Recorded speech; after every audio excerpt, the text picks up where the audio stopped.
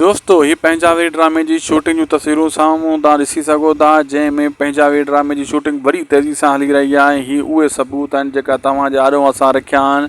ही making picture आहिनि, shooting के दौरान जो तस्वीरूं वठी वियूं आहिनि ऐं तव्हांजे लाइ सबूत असां आंदो आहे। ताज़ियूं पिक्चर आंदियूं आहिनि, इन जो सबूत ही आहे त ही शूटिंग पंजाबी ड्रामे जी दादू में हली रही है काफ़ी अरसे खां। काफ़ी दोस्त मुंहिंजी ॻाल्हि न पिया मञनि, कमेंट करण पिया था का जेको आहे शूटिंग नथी हले।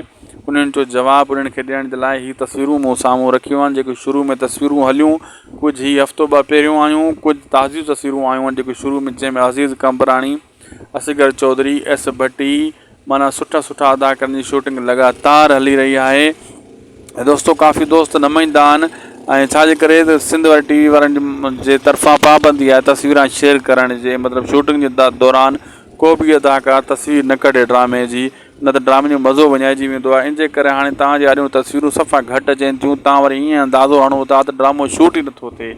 ईअं न आहे, बरसाति जे करे ड्रामो बंदि थियो शूटिंग, हाणे वरी शूटिंग हुनजी स्टार्ट थी चुकी आहे। अगरि इन तेज़ी सां शूटिंग हलंदी रही हिन ड्रामे जी पंजाबी जी त ही 11 महीने 12 महीने में अची वेंदो।